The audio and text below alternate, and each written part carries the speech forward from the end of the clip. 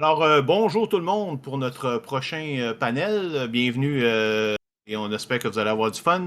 Aujourd'hui, ce qu'on va parler, l'idée c'était finalement d'aller voir un peu les types de campagnes qui existaient déjà, les types de campagnes officielles qui sont vendues par les différentes compagnies et en faire une mini critique, une présentation et en même temps une discussion sur chacun des types de campagnes qu'on va avoir.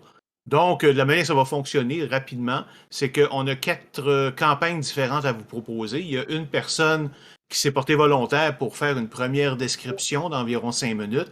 Et à partir de après ça, il va y avoir une discussion entre les différents panélistes d'environ une dizaine de minutes, parce qu'évidemment, il y a des campagnes qui ont été jouées par plus qu'une seule personne. Donc, on va essayer de commencer de rendre ça un petit peu quand même assez vivant. Donc, je commencerai par demander aux différents membres présents de se présenter. On va commencer par Ali. Salut, moi c'est Ali. Je suis maître de jeu de Pathfinder, d'un paquet d'autres systèmes, mais c'est pas mal mon système préféré. Puis j'ai joué à peu près 8 différentes campagnes sur 24 aventures disponibles, là. Fait que je Je vais connais je vais ça. vous parler d'une couple. Mhm. Parfait. JB. Bon, ben, moi, c'est Jean-Philippe Chapelot, JP. Moi, ça fait depuis les années 80 que je joue, là. J'ai joué à peu près à tout. Récemment, mon système de prédilection pour lequel je publie du matériel, c'est 5e édition de Donjon. Mais aujourd'hui, je vais vous parler de Call of Cthulhu, les masques de Nyarlathotep. Parfait. Maximilien. Oui, donc moi c'est Maxime, je suis maître de jeu depuis pas très longtemps, depuis 4 ans, depuis que j'ai commencé à jouer en fait. Je vais vous parler de la campagne de la Porte de Baldur de Descente en Averne. Donjons et Dragons 5e édition. C'est pas mon système de jeu favori, loin de là. Donc ma critique va sûrement refléter ça. Et finalement, Mathieu, avec qui j'ai fait un premier panel hier soir. Oui, Mathieu Tremblay, rôliste passionné depuis plus de 30 ans, membre d'équipe du festival. Et puis, ben voilà. Cet après-midi, on va parler de la malédiction de Strahd, Curse of Strahd en anglais. Euh, beaucoup de choses à dire. J'avoue que Donjons et Dragons, en tout cas, parce que cette campagne-là, ça a été un peu mon retour à Donjons et Dragons, là. Puis, en tout cas, on va en parler en temps et lieu. Ouais, comme il dit, vends pas tes punch. Exact. Donc, on va commencer par Masks of Nyarlathotep avec M. Chapelot. Oui, bon, les masques comme Nyarlathotep que vous pouvez voir est assez utilisé. Je l'ai masterisé 3 fois. À mon avis, c'est le meilleur de toutes les campagnes qui a jamais été publiées, c'est celle-là ici. Si vous n'avez pas joué, vous manquez quelque chose. C'est vraiment très bon.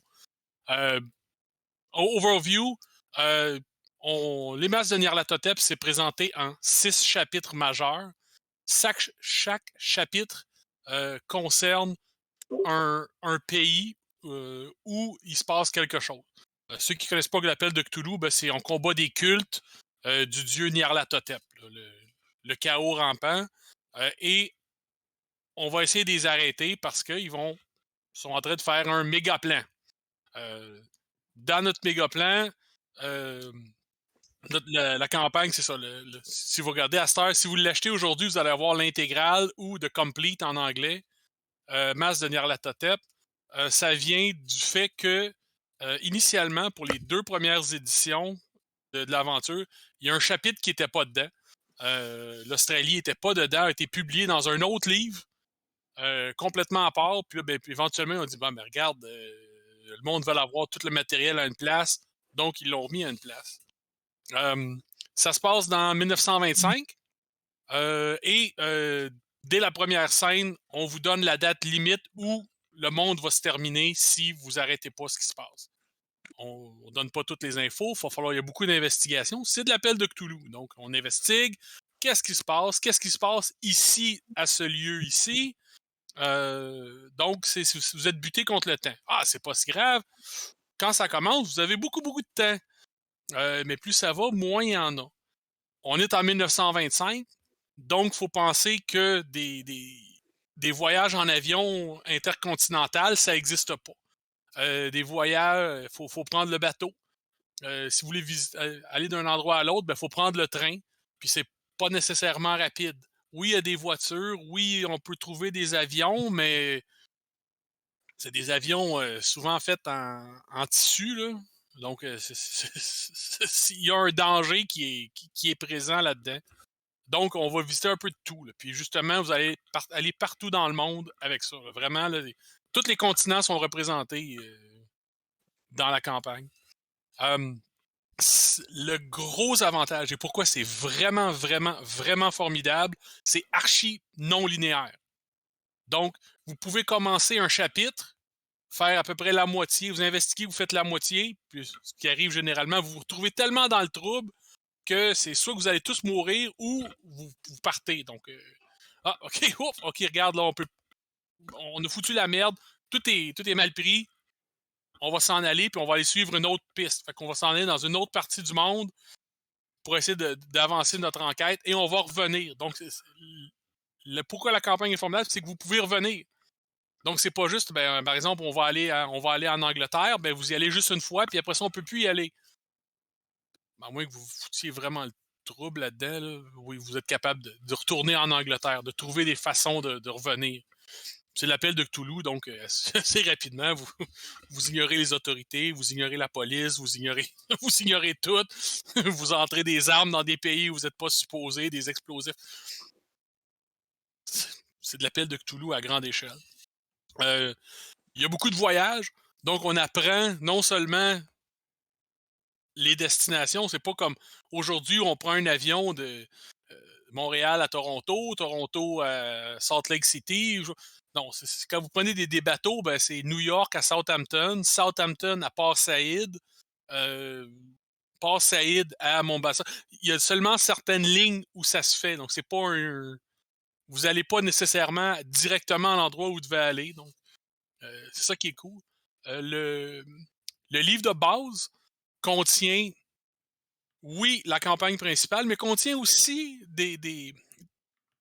je ne veux pas vraiment dire des investigations connexes. Donc, vous arrivez dans une ville, vous regardez le journal, vous trouvez des indices qui pourraient être intéressants. Ah, ça pourrait avoir affaire à ce qu'on a, mais finalement, ça n'a aucun. Il y en a certaines qui n'ont aucun rapport. Il y en a certaines où vous apprenez d'autres détails.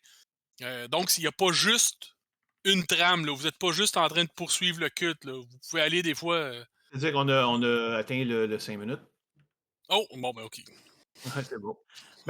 Donc, on va quand même en parler entre nous autres. Moi, je peux participer à celle-là parce que je l'ai roulé. En fait, je l'ai roulé à peu près à moitié pendant la pandémie, justement, parce qu'on voulait chercher quelque chose d'autre à faire. Oui, écoute, c'est de très grande qualité. En fait, j'avais la 7e édition. Il y avait une première intrigue qui avait été rajoutée au début qui se passe au Pérou. C'est là où, en fait, que tu rencontres Jackson Elias, entre autres. Oui. Parce qu'au début de la campagne, il partait du principe que tu connaissais ce journaliste-là. Une des choses effectivement, c'est super non linéaire. Tu peux vraiment aller. Tu es capable d'aller. Il n'y a pas d'ordre pour aller visiter. Tu peux aller visiter les 6 places à travers le monde de façon indépendante.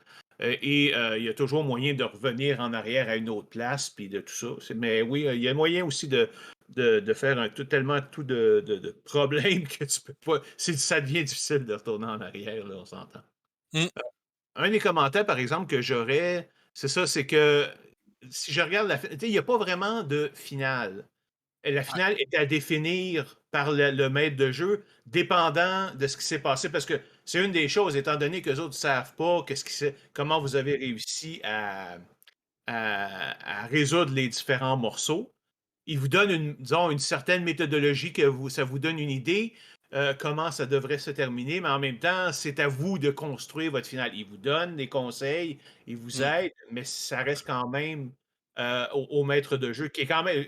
Et si vous aimez ça, construire des choses, c'est une bonne chose, en fait. Là, on s'entend. C'est ouvert.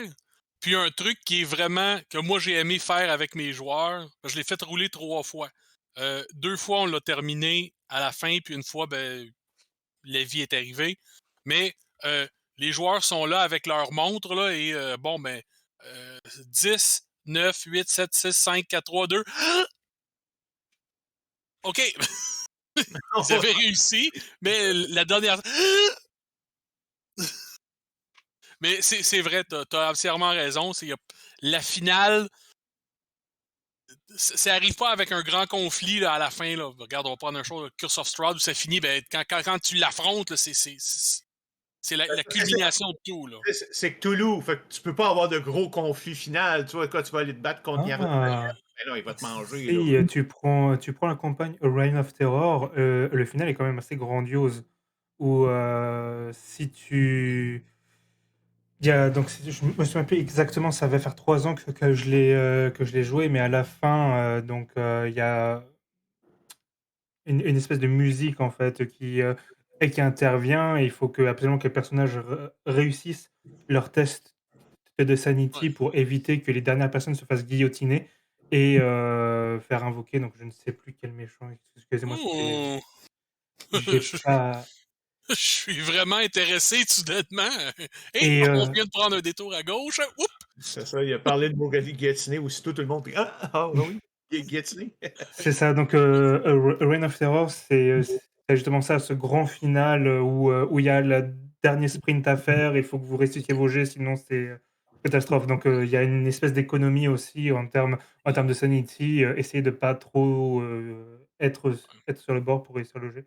Mais c'est Mais, justement la question que j'aurais à te poser sur une campagne aussi longue. Comment ça se gère? euh, certains des chapitres ont des événements où si tu résous cette énigme-là, ben, en gros, le plan du culte va être éliminé. Faut que tu en réussisses plus qu'un. Là. Mais il n'y en a pas un qui nécessairement doit être à la fin. Et c'est un peu ça que souvent le monde lui reproche à la campagne. C'est ben, nous, on est allé de A, B, C, D, mais toi, tu es allé D, B, C, A. Ben, il y en a certains endroits où la culmination de l'événement, il n'y a pas d'effervescence ou de choses qui explosent. Il y a certains endroits où ça explose. Et j'ai perdu des joueurs où ça explose, mais c'est pas partout pareil, puis il y a différents niveaux. Oui. Une chose que je voudrais rajouter justement sur ceux qui ont joué à Cthulhu, justement, comme en mode convention, donc en 4 heures, là, tout le monde est fou puis tout le monde est mort. Mhm. C'est pas exactement ça dans cette campagne-là. C'est beaucoup plus long avant que ça arrive. Donc, vous allez affronter des cultistes, vous allez affronter des monstres beaucoup plus faibles, si on veut, là. Mais la menace, elle est là. Puis des fois, vous allez arriver à des endroits où, pouf, ben t'arrives quand le culte, quand le culte font leur rituel, et paf, ben c'est Nyarlathotep, c'est le descent de sanité, et tu vois la moitié du groupe qui disparaissent. Faut commencer, et c'est à moitié présenté dans l'aventure, où s'assurer, en tant que maître des arcanes, que les joueurs prévoient un prochain personnage. Donc, l'idée là, de jouer à Donjon où tu transportes tous tes objets magiques avec toi, là, ben, si tu te fais tuer, là, ben, le culte les ramasse. Hein? Question, Là, ben, vas-y.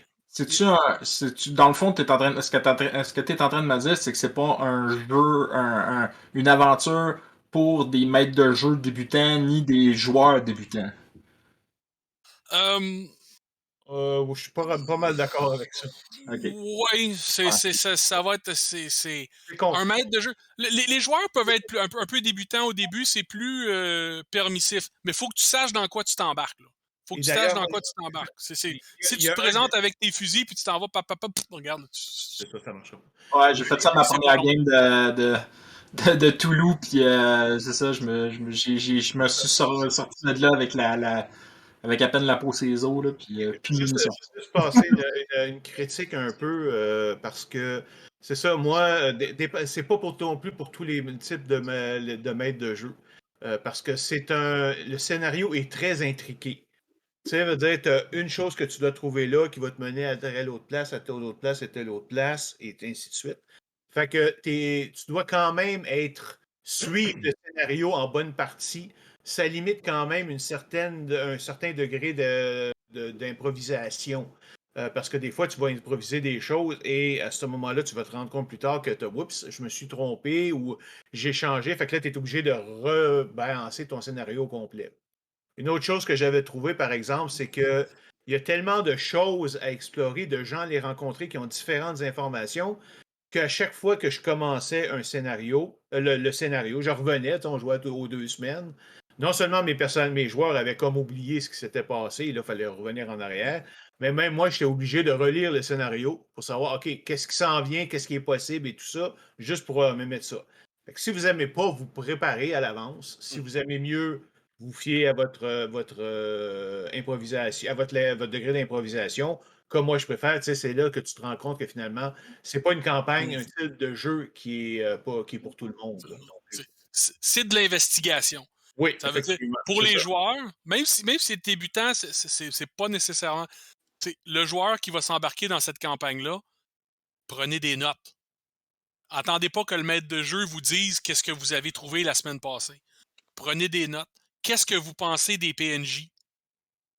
C'est vraiment une campagne. C'est pas oui, c'est lui, c'est le mage de la ville, là, puis il avait l'air sympathique. Parce qu'il y a des personnages qui changent. Ils sont sympathiques, mais ils sont pour le culte. Ou il y en a d'autres qui sont pas sympathiques, mais qui sont contre le culte. Qu'est-ce que vous en pensez? Comment vos interactions vont avec ces personnages-là? Il y a vraiment, comme il dit, c'est vraiment une grande toile. Justement, si vous voulez chercher le compagnon où les gens ont fait les recherches. Voyons, pour vous montrer rapidement les liens entre toutes les C'est ça. Là, indices. on est arrivé aux 10 minutes, les gars. Ah bon, maintenant. Mais Les bon. liens entre les indices, là, c'est ça. Là. Ouais. En fait, dans la 7e édition, ils ont beaucoup travaillé sur cet aspect-là, puis c'est pour ça qu'elle a 670 pages. Là. Ouais, La il y en a beaucoup. C'est une brique. Oui, C'est c'est une brique puis un fanal. OK, Euh, parfait. On va passer à notre deuxième sujet. Donc, on va aller dans l'ordre. Allez, tiens. OK. Bon, comme j'ai dit tantôt, en fait, on va y aller vraiment en prenant un segue sur ce que tu nous as montré. Pathfinder, c'est généralement des aventures faites pour partir de débutants, que les joueurs ou le maître de jeu soit débutant. Chaque aventure démarre au niveau 1 puis t'amène à peu près jusqu'au niveau 18 à 20, parfois même encore plus loin.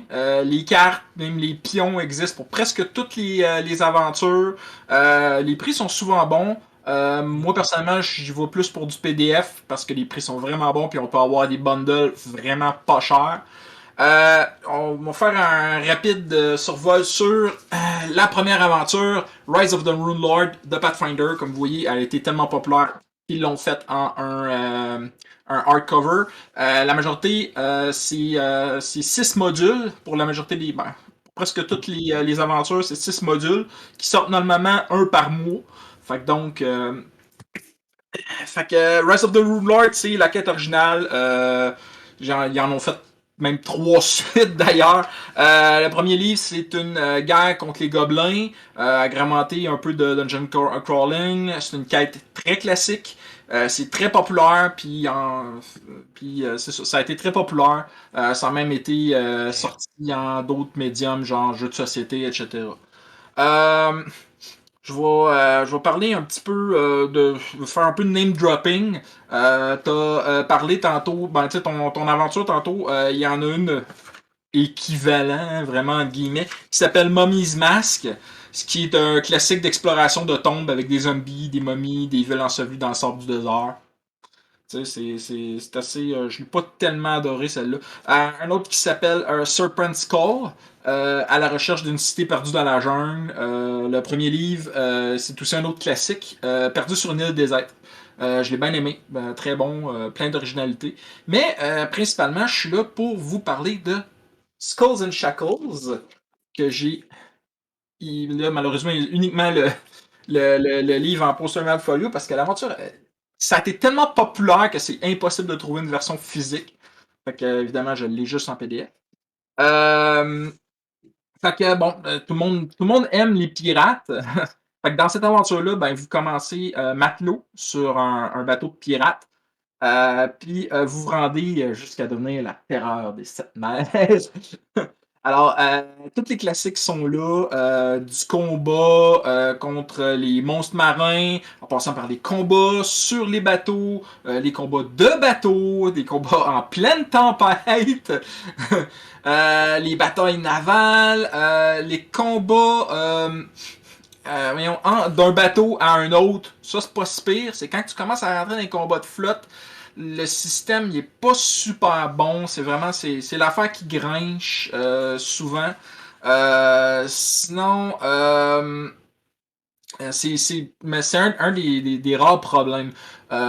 Aussi, bon, moi je l'ai joué une fois. J'ai masteré 3 fois. Genre vraiment ce qui est le plus fun, c'est les bas niveaux. En tout cas, moi, à mon point de vue, quand on débute, la première aventure est vraiment nice. Puis après ça, quand on a notre propre bateau, puis qu'on va à l'assaut, là, c'est là que le vrai gros fun se fait. En termes d'aventure, c'était, tu sais, genre, je trouve que au début, comment dire, le fil d'Ariane est un peu ténu.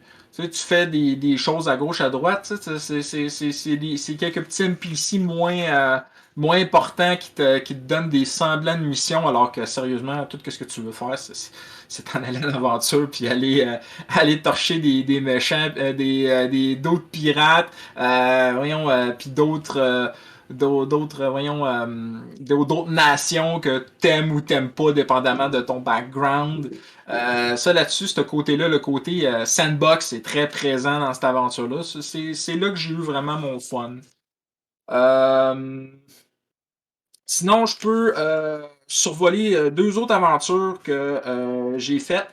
Wrath of the Righteous, c'est l'aventure de Munchkin par excellence.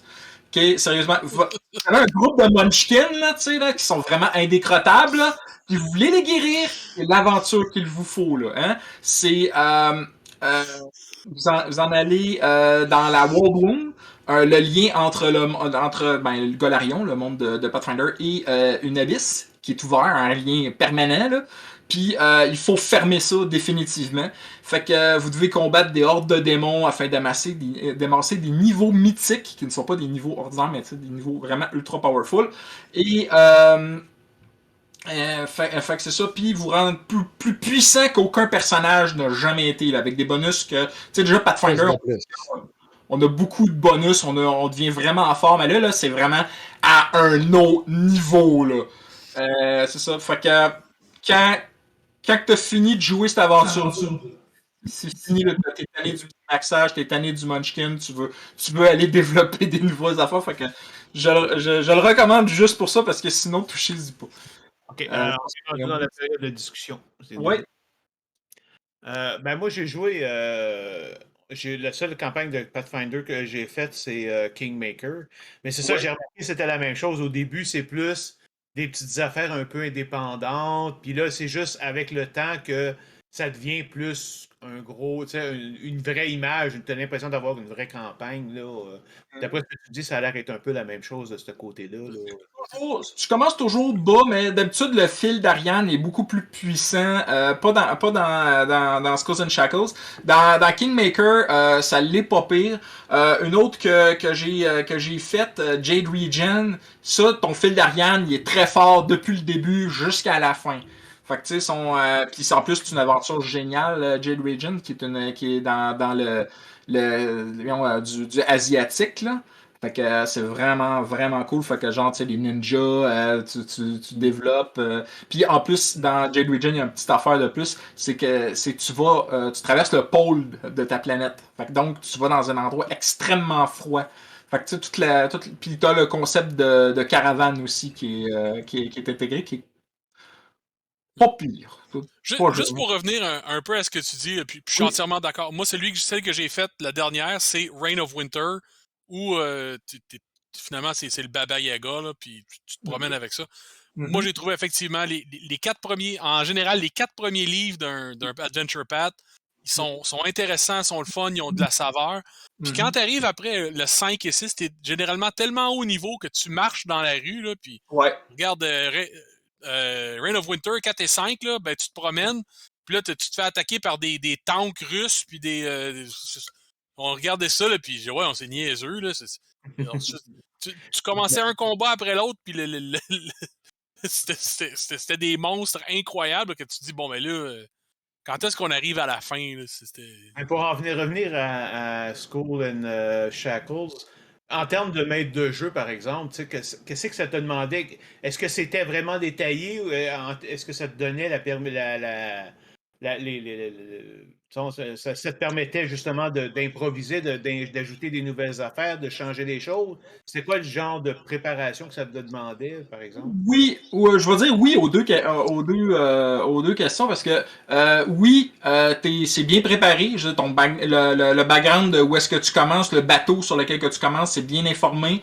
On a tout un paquet d'informations. Puis en plus, sur Internet, il y a beaucoup de monde qui l'ont fait qu'il y a beaucoup d'aide qu'on peut trouver. Mais en plus, tu peux improviser. Genre, première game que moi j'ai DMé de tout ça, il y a du monde qui, théoriquement, selon le pattern, ça dit que ça peut pas devenir tes amis, ça peut pas devenir tes alliés. Ben, techniquement parlant, je veux dire, tu peux facilement faire revirer ça dans l'autre sens parce que les règles existent pour le faire. Fait que donc, les deux sont possibles, les deux sont parfaitement faisables. Mais au niveau des détails, est-ce qu'il y allait vraiment dans les détails? Je me souviens d'une campagne, par exemple, Beyond the Mountain of Madness. Les autres, ils allaient extrêmement à l'opposé, c'est-à-dire, littéralement, ils te mettaient des dialogues entre NPC, là, ils te le mettaient dans le texte, là, puis il fallait que tu les lises. C'est comme, ben voyons donc, là, je sers quoi, moi, là? Il n'y en a pas à ce point-là. Il y en a des fois, mais tu sais, généralement, c'est genre une personne parle. Tu sais, genre, t'as son texte, son wall of text qu'il a dit, puis c'est tout. T'as pas des fois où, genre, ça peut être marqué de temps en temps. Telle personne peut faire le commentaire que telle chose si jamais vos joueurs ne sont pas capables de s'en rendre compte, tu sais. C'est quand même prévu, mais c'est pas trop intrusif. Ça ne remplace pas ça ne contrôle pas ton roleplay. Ça fait que tu as le dirigé. Puis, comme je dis, le pire qui va se passer, c'est telle personne va dire telle chose. Tu sais. Justement, dans les niveaux avancés, le 5e puis le 6e livre, est-ce que c'est encore de l'allure? Moi, je regarde encore une fois Pathfinder, Kingmaker. Le 5e, ça a été super, on a eu bien du fun. Mais le 6e, ça prend une tournure pratiquement out of nowhere. Là. Il y a un nouvel ennemi qui apparaît, puis qui n'avait pas vraiment de signe avant-coureur que cette affaire-là. Puis alors qu'il y avait comme une trame complète que je pensais qu'on allait aborder pour finir toute la relation avec Brevoy, par exemple. Mais non, là, c'est une aide d'une autre dimension. En tout cas, je ne veux pas en dire trop parce qu'on va en parler demain, là, mais c'est une aide d'une autre dimension primale qui veut revenir. Puis bon. Non, c'est vraiment bien centré au niveau de l'univers qu'on est dans les Shackles, qui est un immense amas d'îles. Puis dans ce secteur-là, genre, c'est les pirates qui font la loi, puis c'est toujours vraiment autour du côté des pirates. Des fois, on va un peu plus loin pour aller faire des petites missions, là, mais généralement, on reste dans ce secteur-là. Il n'y a pas d'aide. S'il y a de l'aide extérieure, c'est toujours bien expliqué dans le scénario. En tout cas, pour cette histoire-là. Parce que oui, je te comprends parfaitement. Rise of the Rune Lord, justement, ça s'en va dans des affaires qui ont... c'est ça, exactement, ça fait ce genre d'affaires-là des fois, là, pis genre, tu dis, hein, ok, ils viennent d'où eux autres? Ben, fallait que tu sois attentif, genre, au background d'histoire de tout. Wrath of the Righteous, oui, ok, on reste toujours dans la même affaire, mais à un moment donné, ok, faut que tu aies un tel autre place dans une autre dimension. What the fuck? Ok, pourquoi je m'en vais là? Moi, mon but, c'est de tuer ceux-là. T'sais. Mais c'est parce que pour aller chercher telle arme ou tel autre cossin, puis genre, là, ok, moi, je suis quoi, là, je suis un NPC, puis genre, Wrath of the Righteous, quand je l'ai DMé, à un bout, les personnages étaient tellement puissants que j'avais passé à travers les 3 derniers livres, j'avais rien gardé, les plus gros monstres J'ai regardé l'histoire, j'ai dit, OK, non, ça me tente pas, ça me tente pas, ça me tente, ça c'est cool, etc. Parce que j'ai raccourci ça, genre, j'ai fait de 3 livres, j'en ai rien fait un dans le fond. Parce que sinon, ça aurait pris 1 an de plus. Là. Puis genre, un an de petits combats de merde qu'elle a tout le temps gagné comme à rien. Fait que non, j'ai mis ça de côté, puis j'ai préféré refaire. Fait que tu sais, oui, ton défaut qui est là, c'est un défaut qu'il y a dans beaucoup d'aventures, mais pas tant dans celle-là. Dans celle-là, le gros défaut, c'est vraiment les batailles de flotte. C'est plate. C'est plate, les batailles de flotte. J'imagine que le côté personnel, relation interpersonnelle, ça reste toujours sous la gouverne du maître de jeu puis les joueurs. C'est eux autres qui décident qu'est-ce qu'ils veulent faire de ce côté-là. Ben, c'est surtout que on est des pirates, fait qu'on peut jouer méchant, on peut jouer bon fond, mais quand même que tu sais t'as plein de variantes. À ce niveau-là, ça c'est un des trucs que j'aime parce que je déteste les alignements, puis vraiment les alignements ils servent rien qu'au spell là, dans ce point de vue-là. Là. Tu sais, c'était fou de l'alignement, ça t'en va comme ça te tente, puis ça c'est vraiment cool. Fait que c'est pas mal ça. Y a-t-il autre chose, quelqu'un d'autre qui a des questions? Oui. Juste une petite chose. Comme tu dis, les batailles de flotte, là, c'est-tu juste mon expérience à moi où souvent comme les espèces de sous-systèmes où on ignore les règles de base là, puis on va faire un système juste pour ça. Regarde, c'est fatigant, là, regarde. Moi, je suis capable de. Moi, je regarde, je suis un wargamer, là, mais quand je regarde un jeu de wargame, je vais penser en mode wargame. Là. Mon personnage, c'est un orc à 8 d'intelligence, là. Ben, c'est beau. Fait que là, je vais rester assis en. Pathfinder, c'est exactement comme ça, parce qu'il y a des guerres à un moment donné. Fait que il y a un système complètement abstrait de résoudre le combat, puis non, je ne l'ai pas aimé du tout. La majorité du temps, ça marche pas, ce genre de. Le général qui joue des rats, des jets, puis le reste, ben, vous. C'est pas faute d'avoir essayé plusieurs différentes autres options. Je veux dire, je fais du Star Wars des 20, puis tu sais, des fois, je suis obligé d'en envoyer des flottes.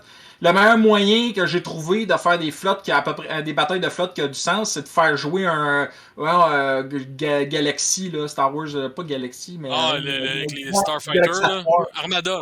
Armada, c'est ça, là, tu sais, genre, non, mais pas sur table, tu sais, la version jeu vidéo, parce que tu peux le programmer pour que l'ordinateur joue contre l'ordinateur, fait que je dis, voici ce qu'il y a là, voici ce qu'il y a d'un bord, voici ce qu'il y a de l'autre, fais-les rentrer dedans, puis les résultats, ça va être qu'est-ce qui va nous arriver. C'est ce que j'ai trouvé le plus simple, parce que sinon, c'est trop compliqué. 30 dernières secondes. Oui, y a-t-il quelqu'un d'autre qui a quelque chose à dire? Pour question, non? Bon, ben, au suivant. Donc, dans l'ordre, donc, on est rendu à Mathieu. Oui, donc, comme je disais plus tôt, on est ici ce soir, cet après-midi plutôt, pour parler de la malédiction de Strahd, ou en anglais Curse of Strahd. Donc, pour c'est pas un secret, c'est quand même une campagne franchement populaire. Là. Je ne sais pas si c'est l'une des plus populaires ou quoi. Là, mais donc, pour les 4 personnes qui ne sauraient peut-être pas ce que c'est, avant de dire ce que c'est, je vais commencer peut-être par faire un bref survol de ce que c'était au départ. Donc, en fait, grosso modo, c'est un remake d'une aventure de 1983. Donc, tout simplement, Raven 9. Ou ici, comme exemple, une espèce de remake, deuxième édition, La Demeure de Strahd, mais littéralement la même affaire. À l'origine, c'était quelque chose de quand même somme toute innovateur dans le sens qu'au lieu de présenter un donjon qui est une espèce de labyrinthe un peu aléatoire avec des monstres placés de façon douteuse, on essayait de monter une espèce de trame narrative, puis peut-être faire une espèce de lieu avec une certaine logique. Et ben voilà, la première édition ici, Ravenloft. Fait que là, il y avait comme une espèce de trame narrative. Au lieu d'avoir juste un vampire placé arbitrairement dans une pièce, on a un monstre avec un nom, avec une histoire, puis il y avait comme une espèce de côté tragique. Autre innovation aussi, une espèce de système de jeu de tir de tarot là, pour essayer de créer une espèce de variété là, d'un replay à l'autre, si on veut. Donc, en laissant une part de hasard à certains aspects de l'histoire. C'est sûr que, bon, avec le recul, de nos jours, en 2022, c'est peut-être un peu moins innovateur. Là. Ça ressemble plus à un dungeon crawl classique caster, sauf que, enfin, ça a quand même eu un succès fou. Il y a eu une suite à ça, House of Griffin Hill. Il y a eu un setting qui a été fait direct à partir de ça. On a un exemple ici, là, juste un monde basé sur un univers dans le même style que Ravenloft, une espèce de setting d'horreur gothique, si on veut, là, mais peut-être plus comme vieux film d'horreur. Bref, ça a eu un succès franc, ce qui nous amène justement à notre version 5e édition, qui est essentiellement la même histoire. Un gros détail près, c'est qu'au lieu d'avoir simplement un petit village en bas d'une côte avec un gros château en haut d'une côte, puis plein de villageois qui disent va pas dans le château, il y a un gros vampire, ben là, il y a ça, plus toute une autre région qui vient se rajouter à ça. Il y a comme des villes de plus qui viennent se rajouter, des endroits à explorer, tout un paquet de petites histoires connexes qu'on peut aller explorer. Euh, donc, la trame narrative reste sensiblement la même. Là. Des personnages qui se font emprisonner là, pour une raison ou une autre dans une région qui s'appelle la Barovie, l'espèce de pseudo-Transylvanie. Et puis, en tout cas, pour toutes sortes de raisons, là, ils doivent trouver une façon d'aller tuer le comte Strad von Zarovich, qui est évidemment une espèce de Dracula, avec une personnalité assez forte quand même. En tout cas, je laisserai explorer, là, mais il y a quand même c'est comme maître de jeu, il y a quand même un certain plaisir à jouer ce personnage-là. Cette campagne-là, en fait, comme j'ai dit rapidement tantôt, ça a été un gros retour à Donjons et Dragons pour moi. Parce que pendant, la dernière fois que j'avais, en tout cas, la dernière fois que j'avais vraiment joué à Donjons et Dragons régulièrement, ça a fini en 1995, où j'ai comme mis ça de côté pour essayer plein d'autres jeux de rôle, puis expérimenter avec plein d'affaires. Jusqu'à il y a quelques années, que, après avoir essayé plein d'autres trucs, je me suis retrouvé avec des joueurs qui avaient envie de jouer à n'importe quoi, puis d'autres joueurs qui, eux autres, aimaient bien ça jouer à Donjons et Dragons. Je me suis dit, pourquoi pas, on va essayer ça. C'est pas. Donjons et Dragons, c'est pas un jeu qui correspond full à mon style de maître de jeu. Je suis pas mal plus narratif, pas mal plus comme ambiance et tout. Moi, les combats tactiques, je suis vraiment pas super bon pour gérer ça, mais mes joueurs me pardonnent, puis ils sont capables de faire abstraction un peu de ça. Sauf que ben, c'est ça. J'ai trouvé que ça a été une méchante bouchée pour moi, revenir à Donjons et Dragons, un jeu que j'avais pas vraiment touché. Puis qui n'est pas super léger non plus. Fait que je me suis dit, ben, et si je prenais une campagne déjà faite pour commencer? L'affaire, c'est que moi, dans ma tête, ce que j'allais jouer, c'était ça. Alors, on allait faire un petit donjon. À un moment donné, dans une couple de mois, on va passer à d'autres choses, puis on n'en parlera plus. Il y a un groupe comme ça où j'ai commencé un setup vraiment intéressant, où ce que, il se passait, ça commençait d'un setting. En fait, je me suis dit, on va commencer en Nouvelle-France, on va faire un petit truc dans Ravenloft, on va revenir pour faire une espèce de campagne de donjon en Nouvelle-France. Finalement, on s'est rendu compte que ça serait jamais ça. Puis le background qu'on avait fait au début, on a mis ça de côté, puis on a bien compris qu'on y reviendrait probablement jamais. Un autre groupe avec qui.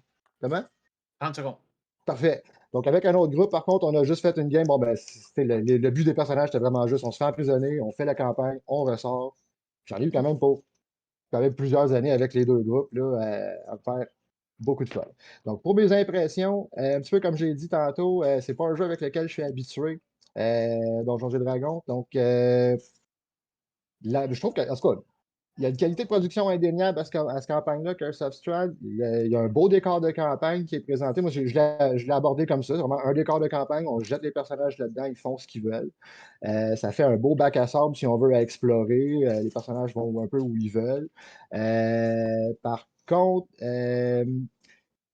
c'est pas, j'ai pas trouvé ça super facile de monter une espèce d'ambiance horreur, gothique, puis que tout à coup, ben, il y a des monstres qui arrivent, puis là, ben, lancer l'initiative, sortir les gros powers, puis là, tout à coup, ça devient vraiment tactique, puis là, ben, on n'a plus vraiment le temps de s'occuper de l'ambiance parce qu'il y a comme trop de chiffres à calculer. Ça, c'est mon impression à moi, parce que, comme je dis. Des personnages qui commencent. Comment? C'est pas des personnages qui commencent niveau 1.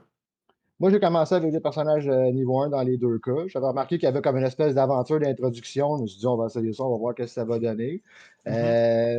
J'ai un groupe qui a bien aimé, un groupe qui a un peu moins aimé. L'affaire, c'est que j'ai un groupe de gens qui avaient déjà joué à Donjon, puis les autres, ils avaient comme une espèce de mentalité, là, on va rentrer dans un donjon, on va explorer ça, on va ouvrir les portes puis taper des monstres. Ils se sont vite rendus compte que ça ne marchait pas vraiment comme ça. Mais un coup qu'ils se sont habitués, ils ont eu quand même pas mal de plaisir. L'autre groupe, par exemple, c'était des joueurs, des filles qui n'avaient jamais joué à un jeu de rôle de leur vie, ils voulaient jouer à Donjon, j'avais ça chez nous, je dis, on va runner ça. Puis honnêtement, ils sont vraiment mieux débrouillés que mon autre groupe. Ça a été vraiment super, ils s'en sont sortis haut la main, let's go. Allez savoir pourquoi. Ils n'ont pas voulu taper, le bébé géant, dans la cave, Euh, Ils l'ont pas ben, perçu. C'est perçu. ils sont sauvés. Ils ont réussi à se sauver quand même de façon assez habile. Puis, ils ont vite compris qu'il faut y pas avait taper. comme rien. Ils étaient pas vraiment prêts à battre cette espèce de boss-là. Là, sans rentrer Non. dans les détails, il y a comme un boss assez tough. Mais en tout cas, dans les deux cas, j'ai quand même averti les deux groupes que c'était peut-être pas quelque chose de typiquement donjonesque, là, tu sais, ça valait la peine de penser à prendre la fuite.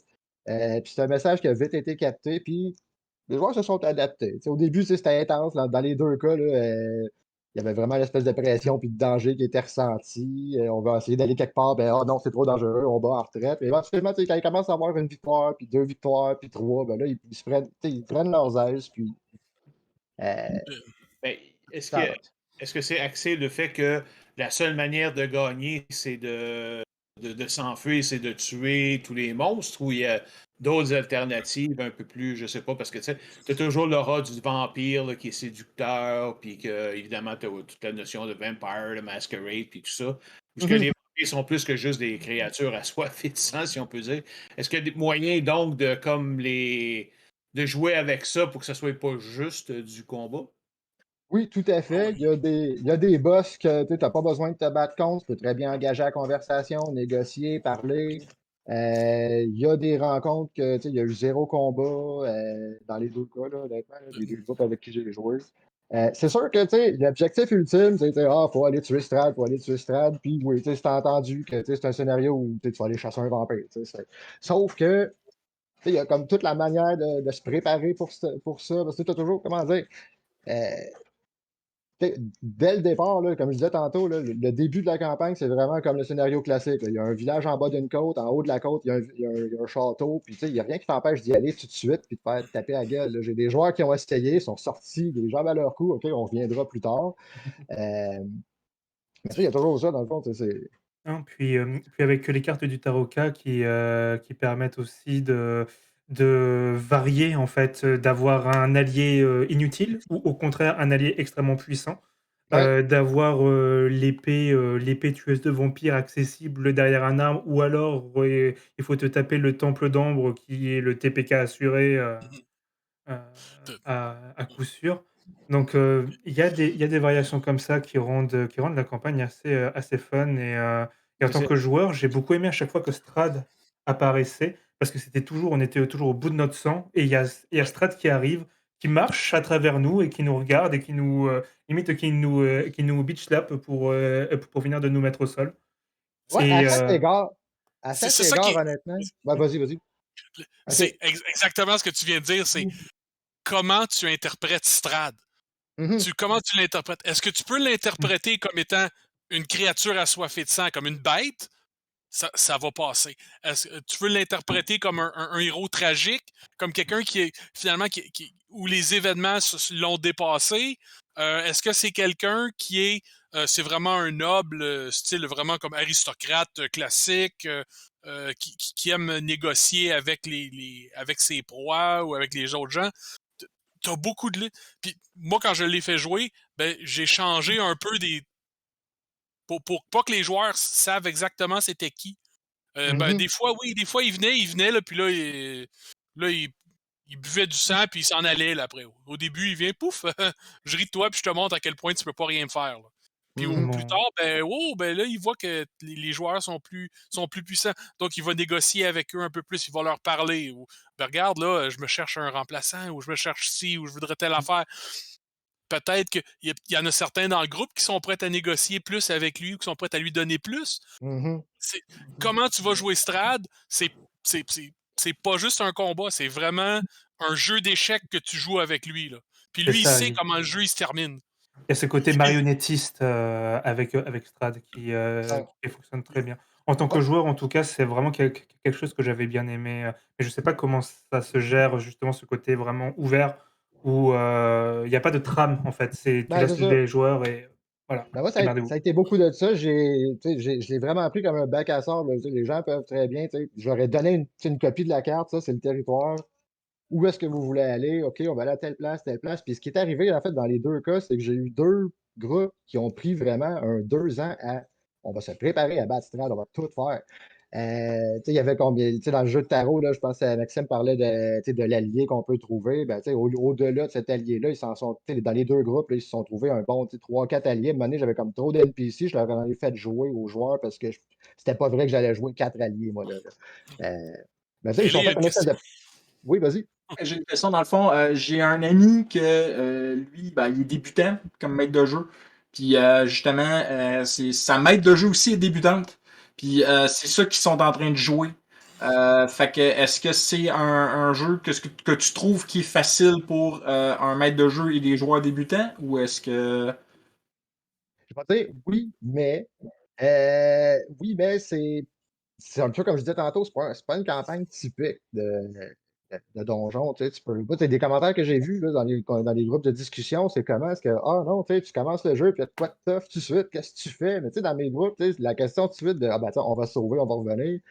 Ça n'a pas été long qu'ils l'ont compris. On dirait qu'il y a beaucoup de groupes qui ouais, mais je suis à cet endroit-là, il y a un monstre là, je devrais être capable de le battre. Pourquoi je suis pas capable de le battre? On dirait qu'il y a comme une espèce de blocage dans beaucoup de groupes pour ça, mais je pense qu'il faut vraiment comme garder vraiment ça à l'esprit. Juste le premier donjon, j'ai l'impression que c'est pas tous les joueurs qui vont comprendre qu'il y a vraiment une espèce de safe zone dans le premier petit donjon d'introduction. Que, je veux dire, si tu le bats pas, là, ton monstre, ben, sauve-toi, puis reviens plus tard. Comme, en tout cas, bref, je ne vais pas vendre de punch, mais il y a des affaires subtiles des fois que faut que tu y penses, puis non, ça ne Mais serait pas exemple. je suis pas tout à fait d'accord avec toi. Pour moi, Curse of Strahd, c'est pour des nouveaux joueurs, mais un maître de jeu nouveau, des trucs, comme tu dis, ces affaires-là, t'es connais pas. Je ne connais pas C'est nécessairement, mais pour ça que je te dirais que, tu sais, si jamais tu viens, t'achètes le jeu, t'achètes Curse of Strahd, puis tu commences aujourd'hui, c'est peut-être pas la bonne campagne. Il y a Pour en beaucoup d'autres revenir, campagnes qui sont mieux pour commencer que là-dessus. Oui, il tu y peux a, ça se voit commencer au fort niveau bien. 1, mais t'as pas les trucs pour que ça rende Strahd intéressant. Strahd, il va être flat. C'est sûr il y a que ça des peut, zones. ça peut mener à ça. Pour ça, moi, je dirais pas à quelqu'un, fais pas ça, fais pas ça. Puis je dirais, essaye-le, mais Essaye-le, mais il y a des zones en fait qui, quand tu regardes le livre, tu te dis c'est pas possible, les joueurs ils peuvent pas passer à travers ça, mais il faut qu'ils passent à travers ça pour Mhm. poursuivre l'histoire.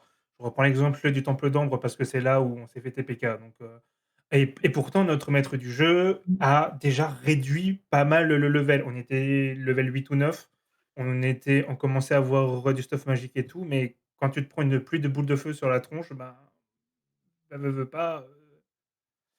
Et donc, c'est ça, en fait. L'idée, c'est que les Hop, premiers prends la maîtres du fuite, jeu. reviens, prépare-toi, puis reviens. Non, mais c'est ça, c'est Mm. vraiment, faut se mettre dans un autre mindset que juste du tapage de monstres en ouvrant des portes. Survive ou Runaway, par exemple. C'est ça le problème. Comment? Ben, c'est. Oh, Oh oui, tu peux te sauver, là. tout à Ce qui est fait. vraiment ce qui est vraiment Ben, comme maître de jeu aussi, des fois, je rendais la chose plus ou moins évidente. Des fois, le monstre, il agissait d'une manière que, comment ça se fait qu'il bloque pas la sortie? Ben, d'après toi, pourquoi? Je veux dire, je le dis pas, ben, comme, s'ils veulent se sauver, ben, la portée est là. Mm. Puis bon, tu te Sorti, le permets. marqué, lumineux. On va Mais peut-être, c'est aux joueurs à décider aussi. Là. Puis des fois, le TPK, c'est quoi souvent? C'est bon, ben, le guerrier il meurt, fait que là, le prêtre il va aller courir à côté pour le guérir. Puis là, au lieu de faire des. Là, ben, ok, ben, le guerrier est mort, ben là, le druide va aller faire une action qui est. Pourquoi Ouais. tu es allé faire ça? C'est En ça. fait, faut comprendre, c'est une campagne d'horreur, c'est pas une campagne de Heroic Fantasy. Là, fait que, Mm. je joue en campagne d'horreur, c'est ça. Et ça qui est intéressant aussi, gérer on aussi reste les en dessous de joueurs. niveau 10, ce qui permet de rester Bon, on devrait pas peut-être trop héroïque. OK. Ouais. C'est beau. On va passer au dernier sujet maintenant, Maximilien. Oui, donc moi je vais vous présenter donc la campagne de la Porte de Baldur Descente en Averne. C'est ma première campagne Donjons et Dragons en tant que maître du jeu. Donjons et Dragons n'est pas du tout mon jeu de cœur, pour les mêmes raisons a priori que j'ai entendu que pour Pathfinder. C'est-à-dire que les premiers niveaux sont très intéressants et après, ben, on est Captain Marvel, quoi. Donc on traverse la galaxie, on bute tout le monde, on marche sur des demi-dieux et voilà. Donc c'est pas trop mon genre de jeu. Mais j'ai quand même voulu essayer une campagne donc high fantasy. Et la proposition de descendre en enfer pour une quête et tout me plaisait énormément. Donc le pitch, c'est que Elturel, une ville sainte qui a un espèce de deuxième soleil artificiel pour repousser les morts vivants, a été attiré en fait en enfer au niveau du premier cercle, donc en Averne, ce qui a induit une énorme crise de réfugiés qui s'amassent à la porte de Baldur et les joueurs sont donc à l'intérieur de la ville et doivent enquêter, déjà gérer le flux de réfugiés et ensuite enquêter sur essayer de voir si la porte de Baldur ne sera pas la prochaine ville à se faire aspirer ou pas. Et c'est en fait une machination qui nous amène à, à quelque chose de politique, vraiment lutte de pouvoir, etc. Et cette partie-là est très bien, mais n'a rien à voir avec la campagne. Elle est très bien. La ville est super bien détaillée, elle est super bien décrite. Et mais voilà, c'est jusqu'au niveau 4, 5. Et ensuite, le jeu te dit, ben voilà, maintenant les joueurs, vous allez sauter dans le trou là et vous allez sauver la ville Elturel qui est tombée. Mais pourquoi? Enfin, on n'a pas envie, nous. Il y a des archimages là derrière nous qui pourraient y aller, qui pourraient faire le taf. Pourquoi est-ce que nous on irait? Donc, les joueurs gentils disent allez, ok, on y va. Et à partir de là, l'Averne, c'est autant la porte de Baldur, il y a 50 pages de description. L'Averne, il y a 2 paragraphes, 3 peut-être. C'est catastrophique et ce sont des quêtes, FedEx. C'est-à-dire que: «Ah tiens, j'ai oublié ma dent là-bas, tu peux me la ramener s'il te plaît? Ah tiens, j'ai besoin de ta de géant pour un rituel. Ah tiens». Heureusement qu'il y a quelques PNJ qui sont très sympas, donc des hags, des huguenots, avec qui on s'attache parce qu'elles sont très sympas et elles ont un côté un petit peu déluré, très, très cool, qui permet de faire un petit peu passer la pilule, mais sinon, ouais, c'est vraiment l'ennui en Averne. J'ai vraiment voulu jouer by the book parce que j'avais pas envie de me taper 30 ans de lore. Je suis nouveau joueur et ça me tentait vraiment pas. Et très, très vite, ouais, c'était ça, c'était un peu chiant et toujours le même problème, on arrive au niveau 12. Certes, j'avais 6 joueurs à ma table, mais à partir du niveau 12, ils étaient capables de faire des archidémons, genre l'archidémon qui est une hyène géante avec son fléau, ils l'ont défait en à peine en sourcillant, quoi. Et le pourtant je les ai pas trop gavés d'objets magiques. Donc pareil, c'est ce côté, il y aurait pu y avoir quelque chose d'intéressant, une grosse confrontation avec Zariel, mais c'est toujours repoussé à la fin. Il y a des choses qui sont cool, mais toujours mitigées et tout. Et Laverne qui est un désert au sens narratif du terme, en fait. Ça pourrait pu être intéressant. Ce côté un petit peu en dehors de l'espace et du temps, où les distances n'ont pas de sens, où il y a des mutations qui apparaissent et tout. Mais c'est pareil, c'est quelques paragraphes. Donc, hormis prendre juste le scénario de base et reconstruire tout en mode bac à sable et tout, by the book, c'est pas intéressant. Et la partie à la porte de Baldur est hors sujet. Elle est excellente, mais elle est hors sujet. Donc, j'ai trouvé ça vraiment, vraiment dommage. Pourtant, il y avait des choses intéressantes. L'histoire de Zariel est très intéressante. J'ai essayé de jouer là-dessus. Le côté ange déchu qui, pour continuer le combat, a accepté de s'allier au diable, en fait, pour continuer à combattre les démons. Ça a quelque chose d'assez tragique et tout. Pareil pour les luttes de pouvoir à l'intérieur qui sont pas développées. Belle qui en veut énormément à Zariel d'avoir pris sa place, c'est 3 lignes dans le scénar. OK. Et il nous dit bien: «Ah non, surtout, oui, il faut pas que vous dites à Zariel que je vous ai aidé parce que sinon elle va venir me botter les fesses». Et c'est dommage, c'est vraiment dommage. Il y avait un gros potentiel. L'affiche est très belle. Le design est très beau. Quand tu l'ouvres et que tu le feuillettes, ça promet énormément, mais quand tu t'y plonges dedans, ça prend pas. Ça, je dis, Donc, ça avait l'air un petit peu décousu, un peu comme affaire. Ouais. Il semble pas avoir de trame vraiment. C'est juste, tu vas sauver la ville, mais fais ce que ben, tu veux, puis tu essaies de trouver Mmh. quelque chose. C'est c'est ça. Ouais, c'est que ça te présente. Regarde, je suis entièrement. Maxime, ce que tu as dit, c'est mot pour mot la- ma critique de cette campagne. Bon, à part que moi, ça me dérange moins le haut niveau, là, mais sur la campagne, là, c'est exactement ça. Tout est présent pour avoir un bac à sable. Sauf que tout ce que tu reçois, c'est des fetch quests. Bon, ben, va chercher ma dent. Ah, mais quand tu arrives où la dent allait, ben là, il y a un vampire qui dit oui, mais je veux que tu ailles chercher le plat d'ombre dans l'autre place. Donc, tu vas à l'autre plat d'ombre. OK, ben là, il faut aller au plat. Donc, c'est comme des chaînes de 2 ou 3 quests. Puis là, ben, ils s'enfilent toutes une à la fois. Au lieu d'avoir comme on pourrait faire une toile où, bon, ben, lequel des diables tu veux aider, là? Bon, ben, je sais pas moi, eux autres, ils veulent aller prendre la ville, eux autres, ils veulent aller faire. C'est comme du background, là. Ça devient du background. Tu joues à Mad Max là, en faire de l'auto, puis bon, ben, c'est le fun Ça me d'après fait le premier penser combat. moi, ça me fait penser aux jeux vidéo Baldur's Gate, puis genre avec toutes les mêmes justement affaires que dans le jeu vidéo, il faut aller fetch quest, c'est du jeu vidéo, là. Ouais. J'ai l'impression Oui, que. mais comme il a dit, la partie Baldur's Gate, elle est super intéressante en elle-même. Tu peux arrêter la campagne, tu continues, puis tu fais rien de l'autre Lavergne. Puis à l'inverse, l'autre affaire d'Avergne, une fois que tu arrives, tu as 2 ou 3 points où ça se recoupe. Fait que, ben, t'as un PNJ que t'as vu là, ben là, on le revoit ici, là. Mais c'est ça. à peu près tout, là. C'est deux campagnes complètement différentes qui ont, je sais pas pourquoi ils l'ont mis ensemble, là, pour. C'est pareil, il y aurait pu y avoir quelque chose d'intéressant avec les diables et les contrats avec les diables, sauf que on n'a pas d'outils et moi je suis pas juriste. Donc faire des choses biaisées pour induire mes joueurs, pour les induire à la faute, moi je sais pas faire. Donc ou c'est un truc énorme qui se voit au milieu de la figure et du coup mes joueurs disent ben non, je veux pas. Ou alors c'est quelque chose qui ne sert à rien tellement c'est minime. Il y a pas d'outils pour t'aider à construire des contrats qui soient intéressants narrativement parlant. Je J'ai serais curieux l'impression. d'avoir.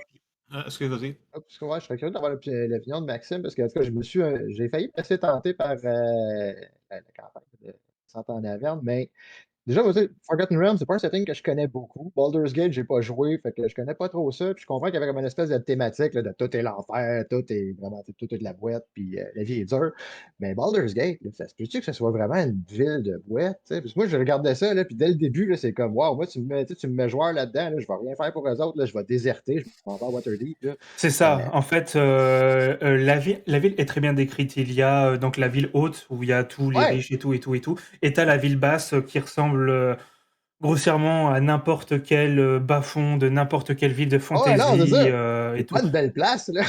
Non, non, non, C'est pas une belle non. place, Waterdeep. Là. Et la prémisse de base, c'est que pour une raison qui t'importe à toi, ou parce que t'aimes bien donner l'ordre, ou parce que tu fais partie d'une guilde de commerçants, et dans ces cas-là, tu défends ton quartier en mode milice, ou alors tu as besoin d'argent, tu te fais recruter par les points enflammés, qui sont la compagnie de mercenaires qui assure l'ordre au sein de la ville. Chose très intéressante parce que les points enflammés, leur chef, c'est un des 4 ducs de la ville qui était à Elturel au moment où elle s'est fait effondrer. Donc, tu vois le Mhm. truc, il y a vraiment un truc, une lutte de pouvoir interne qui est vraiment super intéressante là-dessus. Mais la prémisse de base, en fait, il y en a deux. Il y a une que tu tentes de concerner par la crise de réfugiés. Sinon, tu vas peu fuir au nord, au profond ou autre. Et de deux, que tu te sentes aussi suffisamment impliqué pour t'engager dans une milice qui, d'après ce qu'on lit des points enflammés, a plus l'habitude de te déboîter la mâchoire à longueur Ouais, de journée plutôt que de t'aider. Donc, ça va pas d'être gentil avec ça, là. L'intro, elle est mauvaise. Mais c'est ça, En gros, c'est en ligne, il y a un groupe qui ont réécrit ça puis ils disent regarde, faut que ta campagne elle commence avant qu'Elturel tombe. je suis tout à fait Faut que d'accord. tu sois à Elturel, puis pour une raison quelconque, ton groupe n'est pas là quand elle tombe. Mhm. Donc, tu es impliqué avec le duc, blablabla. Ah, ben là, regarde, allez sauver les gobelins ou allez sortir de la ville. Pendant que tu sors de la ville tombe. Donc, tu reviens, puis t'as plus rien, t'as pas de raison de. Mm. Fait que Et ce qui te t'as un investissement que. Et ce qui te permet en plus d'être en lien avec une des cavalières des enfers, Raya ou Ralia, je me souviens plus, qui va te guider à Elturel aussi. Donc les cavaliers des enfers, c'est cet ordre de chevalerie d'Elturel, héritière de ceux qui avaient combattu en Averne avec Zariel avant qu'elle chute. Et ça t'aurait permis de connaître ce PNJ-là avant. Et c'est pour ça que sur DM's Guild, il y a une petite campagne, un petit scénario d'intro où tu commences à El Turel et tu vois la ville juste s'effondrer devant toi, quoi. Et du coup, tu suis le flux de réfugiés jusqu'à la porte de Baldur. Et là tu as un investissement émotionnel pour comprendre qu'est-ce qui s'est passé. Et c'est là où tu commences à enquêter. C'est ça. Mais au niveau de la finale, encore une fois, tu sais, étant donné que ça a l'air être, il ne semble pas avoir de grandes trames et tout ça, c'est encore une fois au maître de jeu à essayer de créer une manière que la ville pourrait ressortir. En fait, écoute, moi je te dis, je trouve ça plate parce que tu sais, c'est pas toutes les villes qui vont aux enfers. Fait que d'entendre dire qu'ils n'ont pas profité de ça, hey, il y a plein d'aventures que vous pouvez faire dans les enfers elles-mêmes qui vont. Tu sais, à jouer justement avec la politique des enfers pour essayer, je sais pas, moi, de trouver un patron qui pourrait essayer de C'est ça. remonter la ville. Je trouve ça, je trouve que c'est une occasion manquée finalement. Là. L'idée, c'est qu'Elturel est accroché en fait par d'énormes chaînes noires qui la tractent vers le fond des enfers. Donc, tu as une espèce de timer, mais qui est même pas explicite, c'est juste de temps en temps. Les chaînes tirent un peu plus et commencent à l'enfoncer vers le Styx. Et tu as donc le compagnon, le deuxième soleil, qui est devenu une énorme boule noire en fait au-dessus. Et c'est ça qui induit le mouvement. Donc, tu as plusieurs manières de faire où tu peux battre Zariel en combat classique, ou alors tu récupères son épée angélique et tu essaies de la reconvertir. Ou alors avec Belle, en fait c'est Belle qui a forgé le compagnon. Donc Belle te donne les clés en fait pour désactiver le compagnon et libérer la ville, mais il faut casser les chaînes et tout. Donc il y a plusieurs fins possibles, mais une fois qu'on arrive au bout de la campagne, on a juste envie de dire allez c'est bon là, on a fait tout le truc, on dit c'est bon Zariel, t'as donné épée à Zariel, je fais juste un jet, ça rate, bon bah vous êtes restés là, c'est bon. Ouais. Je pense que le mot tu l'as dit, tout pour moi dans ça, c'est opportunité manquée. Tous les éléments semblent être présents pour avoir une finale avec des explosions. Tu as Michael Bay, là, tout est là, mais dans ce qui est écrit puis dans comment c'est présenté, c'est. Ouais, non, c'est ça. Autant, moi, ça a été comme l'image de la ville enchaînée. J'avoue que ça m'avait marqué. J'avais trouvé ça quand même vraiment mais elle est magnifique cette mais tu sais, image-là, tout je ce suis qui est assez autour de d'accord. ça. Comme je dis, moi, déjà, tu sais, dès le premier chapitre, là, moi, cette ville-là, tu sais, je veux pas sauver ça, je m'en vais. Là, Oui, mais Elturel, c'est pas Baldur's Gate, là. oh non, C'est je sais, important, mais là. tu sais, comme on disait, tu commences vraiment comme citoyen de Baldur's Gate dans une ville de bouettes, puis tu sais, c'est comme, non, tu sais, moi, je me sauve. Moi, ça aurait été mon premier réflexe. Ouais, Ah, mais c'est ça, en fait, tu peux, mais c'est quand ton maître de jeu, il dit regarde, c'est ça que tu t'en vas c'est faire. pas Là. le Fait que tu crées gâcher, ton personnage, c'est pour se sauver, t'es pas dans la bonne campagne. Alors, C'est ça, c'est ça. Après, oui, ça fait partie de la session 0, de dire à vos personnages, voilà, il faut que vous ayez une accroche pour au moins amorcer. Ouais, Mais par contre, une fois qu'on a déjoué le complot à la porte de Baldur, il n'y a juste aucun intérêt de continuer. Regardez, tout ça là, c'est ce qui est en rapport avec la porte de Baldur. Tout le détail de tous les quartiers, de tous les ordres, de tous les machins, pour jusqu'au niveau 5. C'est là où t'emmènes la campagne. La porte de Baldur. Donc, je pense qu'il va falloir mettre fin à notre petit entretien. Ben, merci tout le monde. Je pense que ça a été quand même des bonnes conversations. Là. Je pense que ça a été quand même. J'espère que ça a été intéressant pour ceux qui nous ont écoutés. Donc, ben, je vous remercie tous nos invités et donc on se voit demain avec la deuxième partie où on va parler de 4 autres campagnes. Ça marche. Merci à vous. Bonne journée. Salut tout le monde! Bye bye!